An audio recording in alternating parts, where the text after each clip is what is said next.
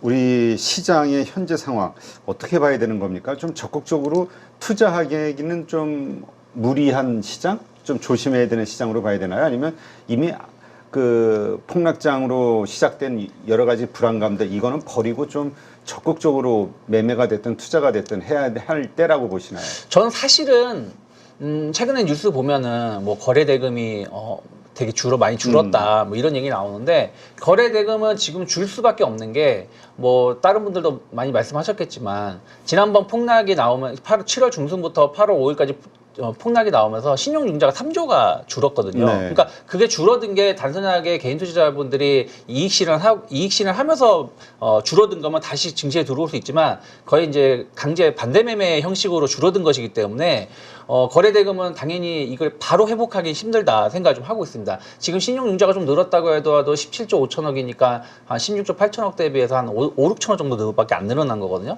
그래서 거래 대금이 자체가 급격히 늘어나기 힘들다는 게 첫 번째가 있고요.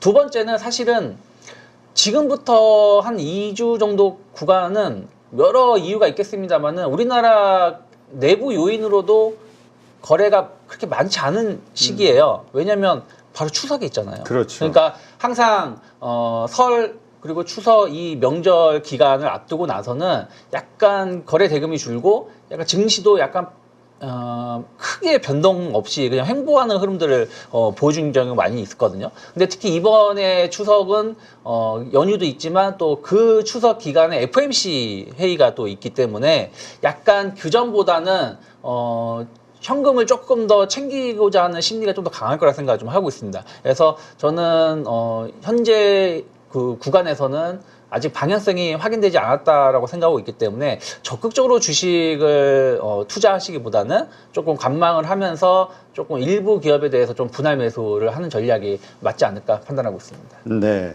자, 그렇다면 지금 흐름을 인정을 하고 달러 약세 이것을 인정을 하고 원화 강세를 원화 강세 수혜를 받는 수혜주를 찾아야 된다라는 의견들, 그와 네. 함께 요즘 부각되는 그 종목들이, 섹터들이 있잖아요. 네. 이거 일단 어떤 것들이 있고 우리가 이거에 대한 마인드, 관점을 어떻게 가져야 될지. 네. 일단은 대표적으로 이제 최근에 주목받고 있는 게 항공주가 아닌가 생각을 좀 하고 있어요. 그러니까 일단 항공사들은 다 비행기를 해외에서 사와서, 그러니까 리스를 해와서 이제 운영을 하기 때문에 이 리스 비용이 이제 달러로 나가는데, 워낙 강세를 띈다라면 아무래도 이것이 줄어드는 효과를 보여줄 수 있겠죠. 그리고 또 이제 달러 부채 규모가 또 줄어드는 효과를 보여줍니다. 이 비행기 대출을 받은 거에 대해서. 그래서 이런 부분들이 좀 긍정적인 영향을 줄 수 있다 생각하고 있고, 또 대한항공, 아시아나항공이 이제 합병이 거의 이제 마무리가 되면서 기존에 이제 LCC 항공사들이 과당 경쟁했었던 부분들이 좀 줄어들 수 있는 요소가 있지 않을까 생각 좀 하고 있어요. 그래서 뭐 추석이라든지 연말 해외 여행 계획이 저는 계속해서 좀 늘어날 가능성이 높다 생각 좀 하고 있습니다. 그래서 유일하게 이제 걸림돌이 되는 게 이제 유가인데요. 근데 저는 사실은 중동 이슈가 엄청나게 커질 가능성보다는 좀 제한된 흐름들을 보여주면서 저는 결국에는 하반기에 유가가 70달러 이하로 떨어질 가능성이 높다 생각하고 있거든요. 그러니까 이번 주에도 보시면 주초에는 유가가 좀 가파르게 올라오는 모습이었지만 또 어저께는 또 크게 빠지기도 했었기 때문에, 그래서 유가 부분만 좀 해소가 된다라면 충분히 항공주들 환율 효과, 유가 효과에 맞춰서 상승 기대해 볼 수 있다 생각하고 있는데, 대한항공 기준으로 이제 본다라면 환율이 10원 하락하게 된다라면, 그러니까 원화가 강세를 띈다라면 한 280억 정도 외화 평가 수익이 발생을 하고 한 140억 정도 현금 보유 순이익이 증가한다고 합니다. 그리고 유가가 1달러 하락을 한다라면 한 3,100만 달러 정도 그 수익이 좀 개선된다라고 하고 있기 때문에 유가가 만약 70달러 이하로 가고, 지금 환율이 지금 이번 달만 하더라도 어찌됐든 고점 대비해서 한 60원 정도 하락을 한 것이기 때문에 하락을 했고, 저는 제 생각이 맞다라면 1달러당 1260원대까지 연말이나 내년 상반 한 1분기까지 해가지고 1260원 이하로도 빠질 수 있다고 보고 있기 때문에 이런 부분들은 항공주에 대해서 긍정적인 영향을 줄 수 있다 생각하고 있고, 저는 탑픽은 TA항공을 좀 보고 있습니다. TA항공이 이제 그 대한항공, 아시아나항공 합병의 최대 수혜를 받고 있거든요. 특히 장거리 노선을 많이 확보하고 있고, 이 장거리 노선이 약간 유럽 노선이기 때문에 좀 인기가 있는 상품들이라는 걸 감안한다라면 좀 긍정적으로 볼 수 있지 않을까 생각을 좀 하고 있습니다. 그리고 이제 금융주도 역시 마찬가지로 원화 강세 효과를 누릴 수 있는 기업이죠. 전통적으로 이제 최근에 이제 금융주가 주목을 받았던 거는 금리 인하의 기대감인데, 그리고 여기에 이제 원화 강세 수혜까지 본다라면, 원화 강세로 인해서 달러 표시 자금 관련해서 이제 이자 비용이 줄어드는 부분들이 좀 있다 생각하고 있고요. 또 다들 아시겠지만 밸류업 정책에 대한 어떤 금리 인하 수혜, 이런 부분들이 좀 있다 생각을 좀 하고 있습니다. 거기다가 금리 인하로 인해서 채권 투자 감소도 그 채권 평가 수익도 기대해 볼 수 있고요. 그래서 그런 부분들 감안한다라면 금융주 전체적으로 좀 좋게 볼 수 있다 생각을 좀 하고 있고요. 네. 그리고 이제 저는 이제 거기다가 금융주가 요즘에 오늘 좀 조정을 나오긴 했지만 전체적으로 금융주가 좀 강세를 띨 수 있는 것 중에 하나는 대부분 장기 상품으로 구성되어 있다는 거죠. 그러니까 우리가 자동차 보험도 사실 1년 단위로 갱신을 하는 것처럼 보이지만 폐차하기 직전까지는 계속 보험료를 내야 되는 거죠. 그렇죠. 또 부동산 대출 관련해서도 담보대출 보면 최소 뭐 15년에서 길게는 30년 정도 되어 있고, 전세 대출도 2년 단위이긴 하지만 계속 연장을 하지 않습니까? 만기가 지나게 되면. 그래서 이런 장기 상품으로 구성되어 있는 상품들이 대부분이다 보니까 뭐 예를 들어서 IMF라든지 뭐 서브프라임 모기지 사태, 그리고 뭐 코로나 같은 엄청난 충격이 아니고서는 완만한 경기 둔화는 금융상품 그 관련돼서 어떤 매출이라든지 영업이익이 그렇게 줄어들지 않을 거라 생각 좀 하고 있어요. 그래서 그런 부분들도 조금은 긍정적으로 해석해 볼 수 있지 않을까 생각 좀 하고 있습니다. 그래서 저는 메리츠 금융지주가 어찌됐든 계속해서 좋은 영업이익을 보여주고 있고, 네. 또 내년까지 주주 환원율을 50% 정도를 유지하겠다라고 했기 때문에 뭐 수익이 늘어나면 늘어날수록 배당은 자연스럽게 늘어날 수밖에 없는 부분들이라서 은행주보다는 약간 보험주, 그리고 그 안에서도 메리츠 금융지주를 좀 긍정적으로 보고 있고요. 사실 오늘 이제 은행주들이 많이 하락을 했거든요. 네. 근데 이게 이제 어저께 정부가 채권을 내년에 200조 원 정도 발행을 하겠다라고 했었던 부분들이 좀 있고요. 또 지금 이제 오늘 영국에서 조금 재정 적자 뭐 이런 것들 때문에 채권을 발행을 많이 해야 된다 하면서 좀 금리가 급등을 했거든요. 그래서 그런 부분들 때문에 은행주들이 오늘 조금 주가가 하락이 좀 크게 나왔지만, 저는 전체 추세를 본다면 아직은 우상향 기조가 좀 더 이어질 수 있지 않을까 생각을 좀 하고 있기 때문에, 은행주에 대해서도 약간 조정이 나온다라면 분할 매수한다는 관점에서 충분히 공략 가능하지 않을까 생각하고 있고요. 그리고 이제 최근에 주목받는 게 또 유틸리티죠. 아무래도 이제 원화 강세로 인해서 에너지를 수입하는데 비용이 좀 덜 들게 되는 부분들이 좀 있고, 거기다가 이제 전기료라든지 도시가스 요금을 이미 상반기에 다 올려놨습니다. 그러면 비용은 적게 들고 수입은 더 늘어날 수 있는 구조가 되어 있기 때문에, 한국전력 같은 경우가 최근에 주가 상승이 상당히 좋았거든요. 그래서 충분히 원화 강세가 좀 더 이어지고, 거기다가 유가마저도 하락을 또 해준다라면 한국전력 같은 경우는 수익성이 상당히 개선될 여지가 있기 때문에 주가에는 긍정적인 영향을 줄 수 있지 않을까 생각하고 있습니다. 알겠습니다. 자, 하여튼 이 원화 강세 수혜주, 이것을 단기적인 어떤 그 투자의 아이디어로 삼아야 될까요? 아니면 이건 좀 시간이 오래 지속이 될 수 있는 어떤 투자 아이디어로 봐야 될까요? 저는 일단은 현재는 약간 단기적인, 그러니까 워낙에 빠르게 원화가 강세를 띠다 보니까 여기에 대해서 이제 단기적으로 좀 주가에 영향을 줬다고 생각을 좀 하고 있어요. 그리고 이게 8월 1일부터 어떻게 보면 원화가 가파르게 강세를 띈 거라서 3분기 실적에 바로 반영될 수 있는 부분들도 좀 있거든요. 그래서 그런 것들이 좀 있다 생각하고 있는데, 길게 본다라면 저는 아까도 말씀드린 것처럼 1250원 혹은 1200원 초반까지도 원달러 환율이 좀 떨어질 수 있다고 생각을 좀 하고 있습니다. 그러면 아무래도 이들 기업들은 계속해서 수익성이 조금 더 개선될 수 있는 부분들이 좀 있다라고 좀 생각하고 있기 때문에 중기적인 관점에서도 충분히 투자할 수 있는 매력은 있지 않을까 생각을 좀 하고 있습니다. 그래서 또 뭐 그 항공주 같은 경우에 약간 경기의 흐름을 탈 수 있겠습니다만은 뭐 아까 말씀드린 것처럼 금융주라든지 특히 뭐 유틸리티 쪽은 경기의 영향을 안 타잖아요. 뭐 경기가 안 좋다고 해서 뭐 물론 전기 조금 덜 쓰긴 하겠지만 그것도 아예 전기를 안 쓰고 살 수는 없는 부분들이다 보니까 이들 쪽에 대해서의 어떤 매출 개선, 수익성 개선은 충분히 좀 길게 봤을 때도 주가에는 긍정적인 영향을 줄 수 있지 않을까 생각하고 있습니다. 네. 지금 시장의 수급이 몰리는 곳이 결국 오르는 거고 네. 그 수급의 주체가 지금은 이제 외국인인데 네. 외국인이 이 원화 강세주에 대한 그 관점 어떻게 보고 있나요? 지금 수급 상황이?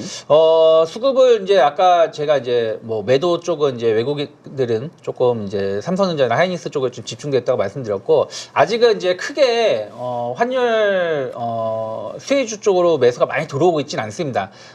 다만 이제 조금 금리 인하 수혜주로 볼 수 있는 바이오주 쪽으로 해가지고 최근 한 달 정도 8월 1일부터 보신다라면 뭐 삼성바이오로직스 쪽에 좀 크게 매수가 들어왔고요.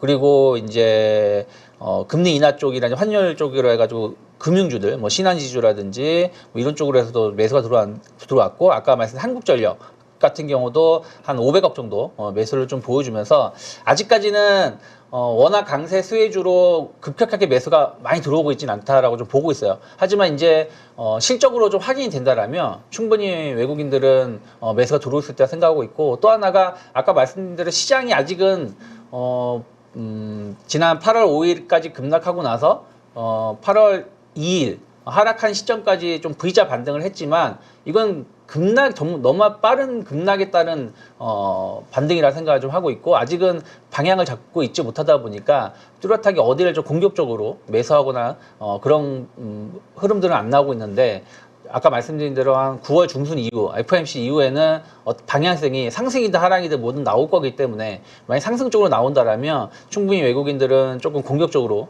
주식을 담는 모습이 나올 거고 거기에 맞춰서 좀 대응해 보시면 좋지 않을까 생각하고 있습니다. 네. 자, 그렇다면 기존의 수출주들 네. 강했기 때문에 주도주 역할을 좀 했었고 그거를 들고 있는 분들 지금 조정이 좀 크게 나왔음에도 불구하고 들고 있는 분들 혹은 조정을 받았기 때문에 들어간 분들이 있을 거란 말이죠. 네. 어떻게 봐야 됩니까? 지금 실적 악화에 대한 우려가 좀 3분기에 있던데. 그쵸. 일단은 아까 제가 원화 강세 긍정적인 측면을 좀 말씀드렸는데 좀 화면 보시면 이제 부정적인 측면을 좀 본다라면 글로벌 경기가 만약 하락을 한다. 그러면서 거기에 동시에 원화가 강세를 띠면서 수출 가격이 상승하게 된다면 아무래도 수출도 줄어들 거고 전체적으로 매출이 감소할 수밖에 없는 부분들이죠. 그래서 주가에는 부정적인 영향을 줄 수밖에 없다 생각 좀 하고 있습니다. 그래서 지금은 요 부분은 아직은 좀 더 체크해야 될 부분들이 좀 있다 생각하고 있고요. 왜냐면 글로벌 경기가 하락한다라고 말할 수 없는 거니까요. 그리고 두 번째는 이제 요 부분이 제일 큰데 외부 변수에 따른 환율 변동성은 원화가 강세를 띠든 약세를 띠든 주가에는 좋은 영향을 줄 수가 없습니다. 이번에 엔화 사태도 보시면 아시다시피 160엔 막 돌파하려고 했을 때도 이거 엔화 너무 약세에 뛴다 하면서 문제가 있다고 하면서 증시에 안 좋았고 또 반대로 150엔 혹은 뭐 140엔 초반까지 하락을 했는데 또 너무 급하게 또 하락하니까 또 엔캐리 트레이드 청산이다 뭐다 하면서 증시에는 좀 부정적인 영향을 줬거든요. 그렇기 때문에 환율의 변동성이 크다라는 거, 외부 변수에 의해서 크게 나온다는 것 자체만으로도 증시에는 안 좋을 수밖에 없다 생각하고 있고요. 그리고 이제 원화 강세 피해주들을 좀 본다라면 현대차 같은 경우는 환율이 10원 변동을 한다라면 영업이익이 2천억 정도 변화가 많이 차이 나네. 예, 있을 수 있다라고 평가를 하고 있고요. 지금 벌써 80원대 하던 게 지금 30원이니까 그쵸. 거의 한 50원 가까이인데 그럼? 그렇죠. 그러니까 이게 이제 연간 기준이니까요. 그러니까 이제 근데 어찌 됐든 큰 거죠. 연간 기준을 쳐도. 그렇지. 왜냐면 60원이니까 벌써 그럼 1조 1조 원 정도가 그렇죠. 줄어들 수 있다라는 거니까요. 그리고 삼성전자 같은 경우 환율 10원 변동하면 영업이익이 3천억이 변화할 수 있다라고 합니다. 그러니까 10원이 만약에 환율이 오르면 그만큼 더 이익이 나지만 원화가 강세를 때 환율이 떨어지게 되면 또 3천억 정도 수익이 줄어들 수 있는 부분들이기 때문에 아무래도 이런 것들이 어떻게 보면 최근 들어서 반도체라든지 자동차가 좀 못 갔었던 요소가 아닌가 생각하고 있고요. 또 이제 화장품 같은 경우도 그러니까 그동안 이제 화장품 하면은 중국향 기업은 못 갔고, 북미향, 또 일본향 기업들이 실적 수출이 잘 된다고 하면서 좋았는데, 워낙 강세를 띠게 된다라면 아무래도 영업이익이 줄어들 수 있는 요소가 되다 보니까 최근 들어서 화장품주들이 조금 더 이번 주 들어서 하락이 조금 더 나온 거는 환율의 영향이 좀 있었다. 저는 그렇게 평가를 하고 있고요. 또 과거에는 사실은 음식료 업종군들이 워낙 강세 수혜주였습니다. 그렇죠. 왜냐하면은 다 수입해 오잖아요. 곡물이라든지 뭐 설탕 이런 거 다 수입을 해서 가공을 해서 판매를 하기 때문에 워낙 강세를 띠게 된다라면 비용이 줄어들어서 매출 영업이익이 증가한다라고 했는데, 최근 들어서 이제 음식료 업종군들이 상반기에 많이 움직였었던 것이 내수주가 아니라 수출주로 분류가 되면서 주가가 움직였던 건데, 만약에 원화가 강세를 띠게 된다라면 여기서 약간 영업이익 매출이 줄어드는 또 효과를 볼 수 있다 보니까 사실은 최근에 경기 증시가 안 좋을 때 음식료 업종군들이 힘을 전혀 못 냈던 이유도 이러한 부분이 아닌가 생각을 좀 하고 있습니다. 그래서 전통적으로 이제 아까 자동차, 반도체, 화장품, 음식료가 제가 보기에는 조금 주가에는 부정적인 영향을 줄 수 9월 말 10월 초까지 줄 수 있다 생각하고 있는데, 제일 중요한 거는 아까 말씀드린 대로 원화 강세 속도가 중요하다 생각하고 있어요. 가파르게 원화가 강세를 띈다라면 결국에는 주가에는 부정적인 걸 줄 수밖에 없고, 그냥 완만하게 천천히 하면서 추세적으로 해가지고 원화 강세를 띈다라면 주가의 영향은 제한적이다. 왜냐면 사실은 수출 업체들이 대부분 환 해지를 다 걸어 놓거든요. 그렇죠. 근데 이게 너무 급하게 움직이면 한 해지가 영향을 전혀 못 주다 보니까 부정적이 주는 거거든요. 근데 완만하게 움직였을 때는 한 해지로 이런 것을 해칭을 하기 때문에 저는 앞으로 이제 강세 속도가 중요하다 생각하고 있고, 또 하나는 조금 빨리 본다라면 10월 초 삼성전자의 잠정 실적이 중요하지 않을까 생각하고 있어요. 어쨌든 지금 3분기 이제 8월, 9월 2달 동안 원화 강세를 보여줬기 때문에 이게 영업이익에 매출하고 영업이익에 영향을 줄 수 있을 거라 생각하고 있는데, 만약에 그렇게 큰 영향이 없었다라는 결과를 보여준다라면, 물론 잠정 실적에서 100% 알 수는 없지만 어쨌든 환율 영향이 좀 덜했다라는 느낌을 준다라면 의외로 그동안 눌렸던 수출주들, 뭐 자동차라든지 뭐 화장품, 뭐 음식료 업종 이런 기업들도 다시 한번 또 부각을 받을 수 있지 않을까 생각을 좀 하고 있어요. 그래서 지금까지는 그냥 어떤 원화 강세로 인해서 영업이익이 매출이 줄어들 수 있다라는 우려감에 하락을 먼저 했기 때문에 10월 초에 삼성전자 실적 발표가 생각했던 것보다 잘 나오면 충분히 이들 기업들도 좀 주가에는 긍정적인 영향을 줄 수 있지 않을까, 저는 그렇게 조금 생각을 좀 하고 있습니다. 네, 알겠습니다.